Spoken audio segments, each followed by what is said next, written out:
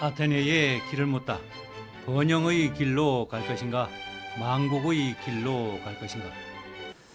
우리는 지금 아테네를 번영으로 이끈 지도자들의 리더십을 공부하고 있는데요. Every coin has two sides. 우리말로는 모든 동전은 양면이 있다, 이런 얘기인데요. 구테타로 집권한 참주의 지배를 받게 된 아테네의 운명은 어떻게 되었을까요? 피의 숙청은 정치학 교과서에도 나올 만큼 필연적이라는 말입니다.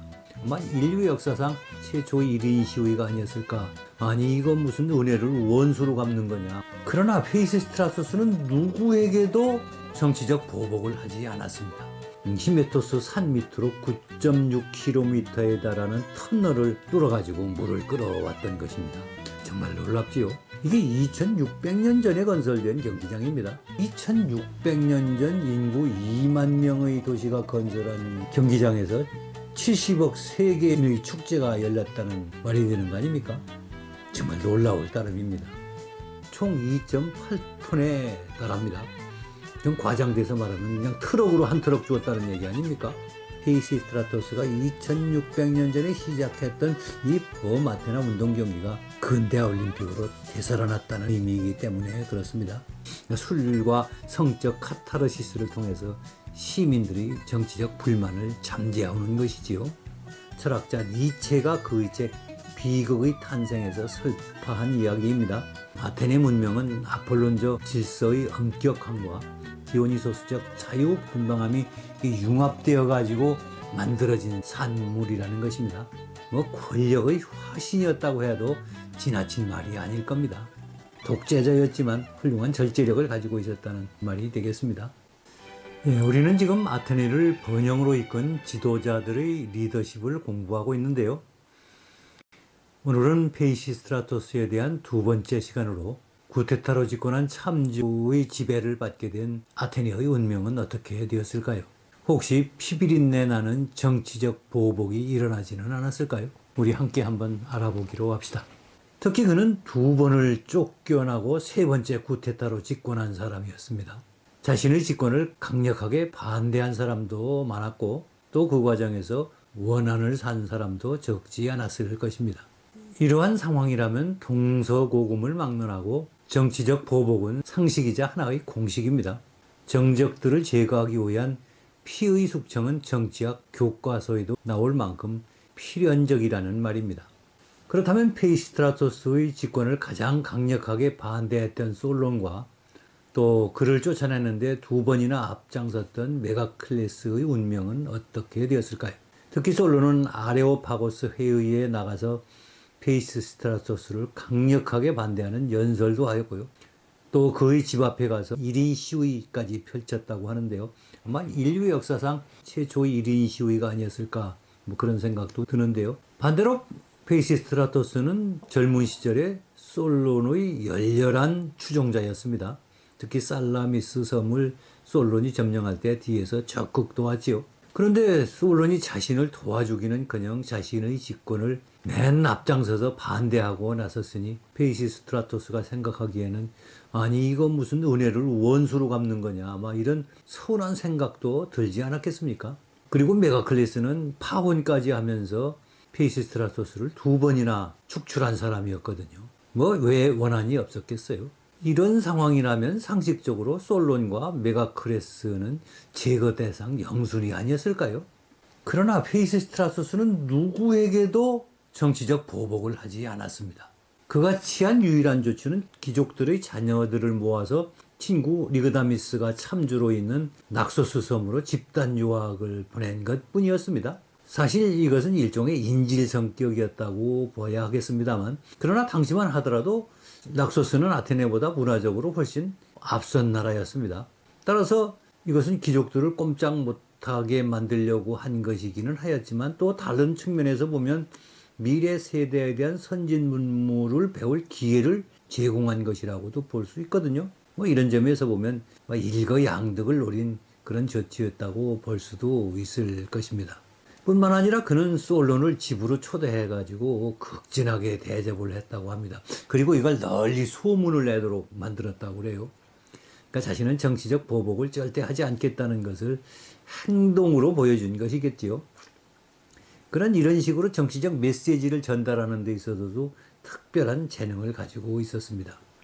그리고 이제 말미에 제가 자세하게 말씀을 또 드리겠습니다만 페이시스트라토스는 솔론이 추진했던 각종 정책을 고스란히 이어받기도 하였습니다.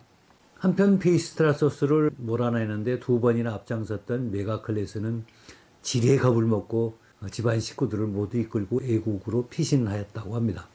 그러나 만약 메가클레스가 아테네에 남아 있었다고 하더라도 아마 정치적 보복을 당하지는 않았을 것으로 저는 판단합니다.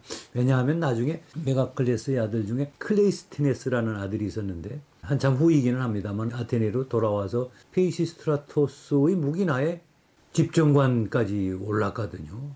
이걸로 봐서 메가클레스가 지리의 겁을 먹고 애국으로 피신한 것이 아닐까 이렇게 생각을 합니다. 그는 이렇게 관용으로 일관하면서 정치적 보복 대신에 시민들의 환심을 사는데 전력을 다했습니다. 그는 이 방면에서 또 아주 발군의 재주와 기량을 가지고 있었거든요.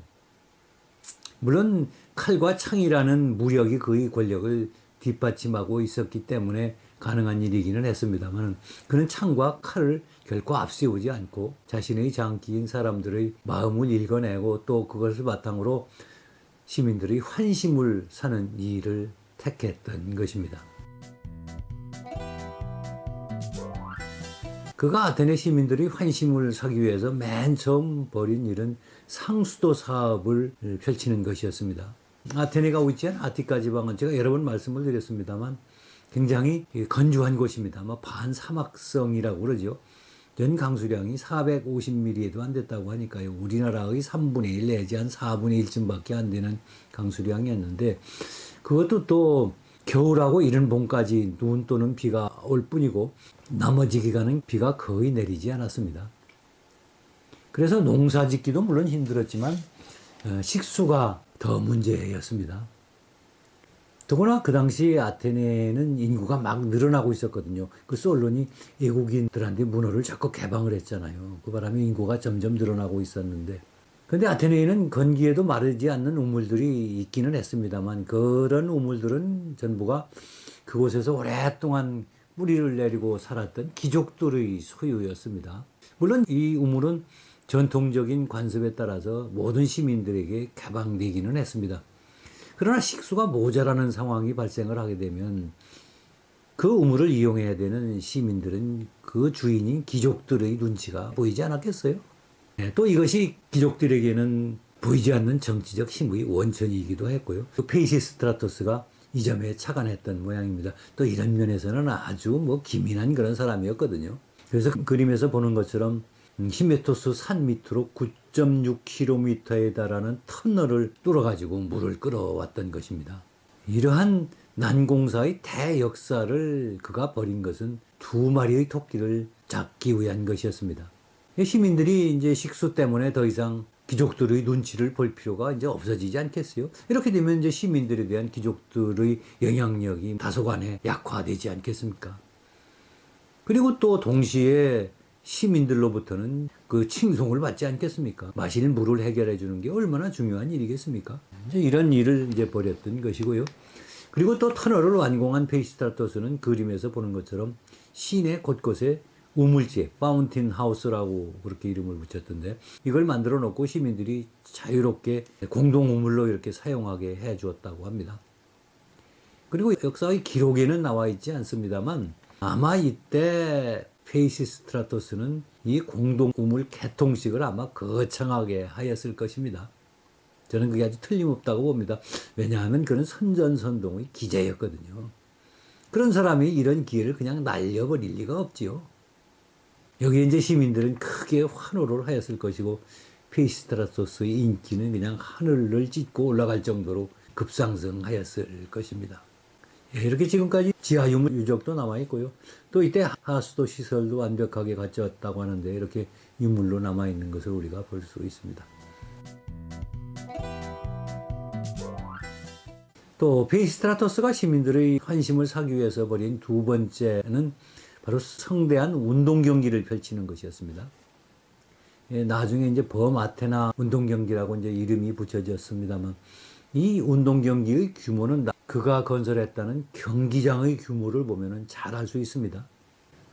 이 사진은 1865년 제1회 근대 올림픽 경기 때 마라톤에서 우승한 루이스가 입장하는 장면인데요. 이런 사진이 하나 남아 있더라고요.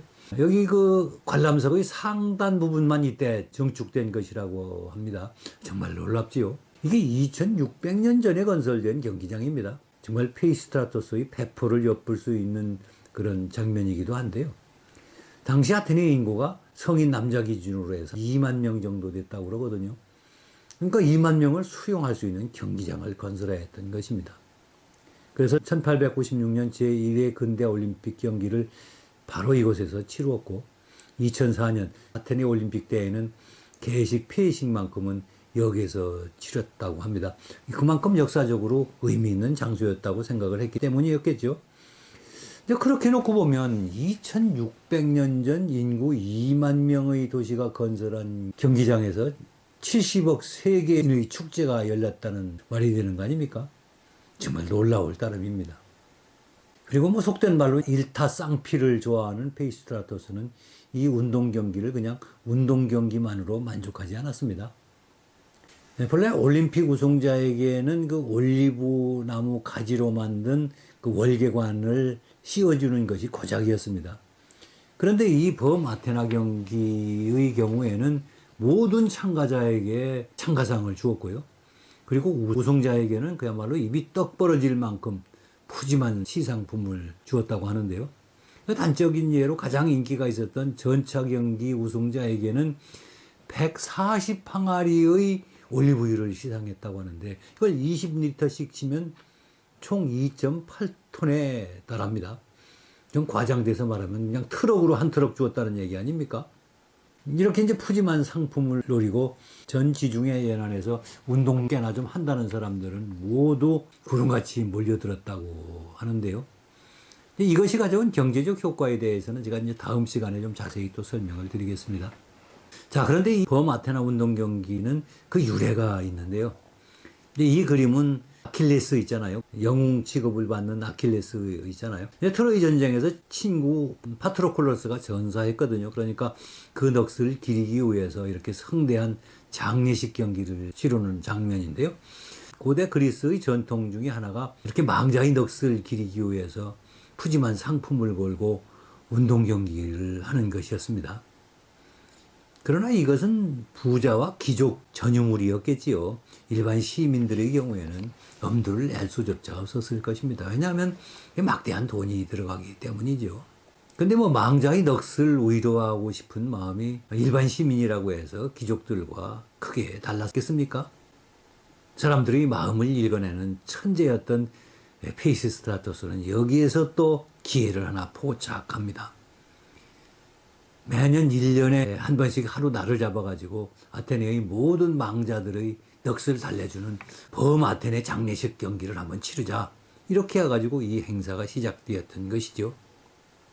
그러니 귀족들과 부자들의 장례식 경기를 바라보면서 그냥 부러워하기만 했던 일반 시민들의 입장에서는 페이시스트라토스가 얼마나 고마웠겠습니까? 페이시스트라토스는 이런 기회를 포착하는데 그야말로 천재적 재주를 가지고 있었다고 생각이 되는데요. 이 경기는 8일간에 걸쳐서 소년부, 청년부, 장년부 이렇게 세 파트로 나눠져서 경기가 치러졌다고 하는데 마상 창던지기, 권투, 레슬링, 격투기, 창던지기, 원반 던지기, 마라톤, 단거리 경주, 보트 경주, 그리고 전차 경주에 이르기까지 다양한 운동 경기가 펼쳐졌다고 하는데요. 이 범아테네 운동 경기는 이 경기장 발굴과 재건에 필요한 막대한 자금을 후원한 바 있는 그리스 출신의 사업가 자파스에 의해서 근대 올림픽으로 부활이 됩니다. 그의 염원에 따라서 국제올림픽위원회가 창설되었고 그가 죽고 난 지 이제 6년 후에 드디어 1896년 제1회 국제올림픽 경기가 열리게 되었습니다. 그 장소가 바로 여기 범아테네 경기가 열렸던 이 경기장이었습니다. 여러분은 이것이 고대 올림픽의 발상지 올림피아가 아니라 범아테네 경기가 열렸던 이 경기장이었다는 점을 주목하시기 바랍니다. 그것은 바로 이제 페이시스트라토스가 2600년 전에 시작했던 이 범아테나 운동 경기가 근대화 올림픽으로 되살아났다는 의미이기 때문에 그렇습니다.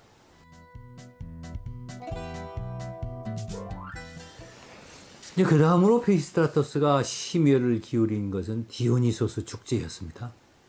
포도주이신 디오니소스를 기리는 이 광란의 축제는 소위 그 독재자들이 흔히 사용하는 그 정치공학적 관심 돌리기 수법의 하나였을 것입니다.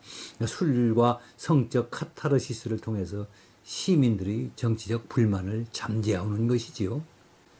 그런데 이 축제는 아테네 문명 창조에 결정적 기여를 하게 됩니다. 물론 이것은 페이시스트라토스가 의도했던 바도 아니고 또 기대했던 바도 아니었습니다.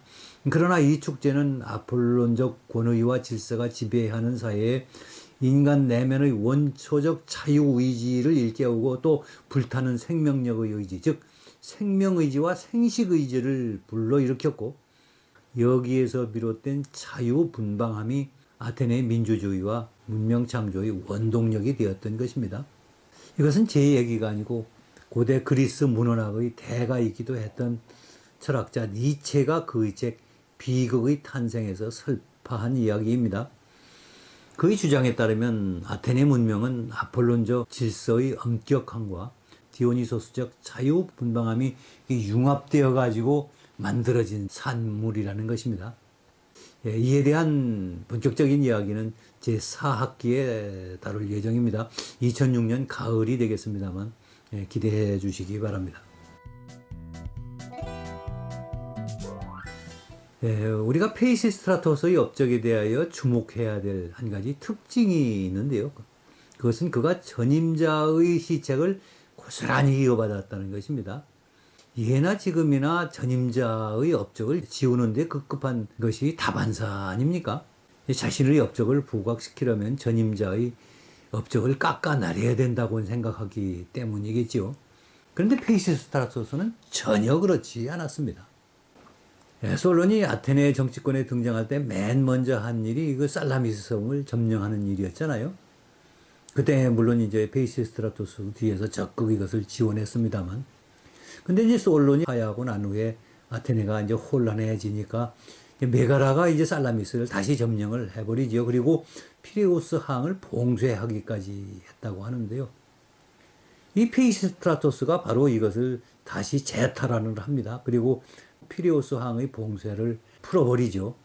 이것은 솔론의 정책을 뭐 이어받은 정도가 아니라 그냥 솔론의 흉내를 냈다고 해도 과언이 아닐 정도가 아니겠습니까? 또 솔론은 경제를 활성화시키기 위해서 환율을 인하하는 조치를 했다고 그랬죠. 독자적 그 화폐가 없는 아테네에서는 그 효과가 다소 제한적일 수밖에 없었을 겁니다. 바로 이제 이 점에 페이시스트라토스가 착안을 했겠죠. 그래서 그가 이제 아테네 최초로 2차례에 걸쳐서 은화, 주화를 만들어서 유통을 시키게 됩니다. 결국 이것이 아테네 경제가 비약적으로 발전하는 기초가 되었지요. 그리고 또 한 가지 페이시스트라토스는 솔론의 해외교육 증진책을 그대로 이어받았는데요. 솔론은 해외교육 증진을 시키고자 올리브제바를 권장한 바가 있었습니다만, 그것은 해외교육을 증진시키려면 무엇인가 애국에다가 이제 내다 팔 물건이 필요했기 때문이었죠. 그러나 올리브 재배가 생각처럼 그렇게 쉽게 늘어나지 않았습니다. 왜냐하면 올리브 재배는 수확 때까지 한 3년에서 5년 정도는 최소한 필요했고, 또 이게 본격적인 생산이 이루어지려면 적어도 10년 넘게 나무가 좀 커야 이게 올리브 수확이 많이 되거든요. 그런데 당장 하루하루를 먹고 살아야 하는 농민들 입장에서 여기에 투자하는 것은 쉽지 않았을 것입니다. 근데 이를 간파한 페이시스트라토스가 농민들에게 영농자금을 지원했다고 합니다. 이제 그렇게 되니까 결국 그때부터 이제 올리브 재배가 이제 크게 늘어났다고 그러지요. 정말 페이시스트라토스는 솔론의 시책을 이어받기도 했지만 또 뛰어난 그런 업적을 쌓았던 것이지요. 또 솔론은 그 귀족들의 재판 관할권을 약화시키기 위해서 시민법정을 만들었다고 그랬죠. 그런데 이 시민법정은 초창기에 그 권위를 인정받지 못했어요. 귀족들이 재판이 그래도 권위가 있다고 생각했기 때문이었죠. 그래서 큰 역할을 하지 못하고 있었는데, 이를 감안해서 페이시스트라토스는 시민법정 청사를 그림에서 보는 것처럼, 이건 이제 그 복원한 모형입니다만 번듯하게 신축하여 여기에 이제 입주시켰다고 합니다. 에피스트라토스의 지원을 확인한 시민들은 이제 너도나도 시민법정에 이제 제소를 하기 시작했고, 이때부터 시민법정이 점차 권위를 인정받게 되었다고 합니다. 그리고 이게 나중에 가면은 이 시민법정이 아테네의 중추적 사법기관으로 성장 발전하게 되죠. 이것도 페이시스트라토스의 하나의 업적이라고 우리가 이해할 수 있을 텐데요. 이거 외에도 페이시스트라토스는 솔론이 추진했던 모든 시책을 그대로 이어받아 가지고 이걸 더욱 발전시켜 나갔습니다. 전임자의 지적을 깔아뭉개기에 급급한 요즘의 정치적 현실에 비추어 보면 좀 의아하다는 생각이 들 정도인데요. 페이시스트라토스가 이렇게 한 데에는 두 가지 정도의 이유가 있었던 것 같습니다. 하나는 그가 어린 시절부터 솔론의 열렬한 추종자였었거든요. 성격은 두 사람이 정반대예요. 그러나 솔론의 정책에 대해서는 깊이 공감을 하고 있었기 때문에 솔론의 정책을 그대로 이어받았다고 볼 수 있을 것 같고요. 또 한 가지는 솔론의 여러 가지 시책들은 귀족들의 권한을 좀 이렇게 견제하는 그런 면이 강했거든요. 그런데 이제 페이시스트라토스의 입장에서 보면 이 귀족들의 발호를 좀 막아야 자기 권력이 더 안정적으로 유지되지 않겠습니까? 그런 의미에서 솔론의 시책을 그대로 이어받는 것이 자기에게도 이익이 됐기 때문에 그걸 그대로 이어받았다. 이렇게 이제 이해할 수 있을 것 같고요. 여기서 이제 오늘 강의를 정리하겠습니다. 페이시스트라토스는 지난 시간 공부한 것처럼 두 번이나 권좌에서 쫓겨나고도 세 번째 또다시 집권했을 만큼 권력에 대한 집착, 이 권력력이 남다른 사람이었습니다. 권력의 화신이었다고 해도 지나친 말이 아닐 겁니다. 그는 또 판단은 기민하고 무슨 또 준비를 할 때는 아주 치밀했지요.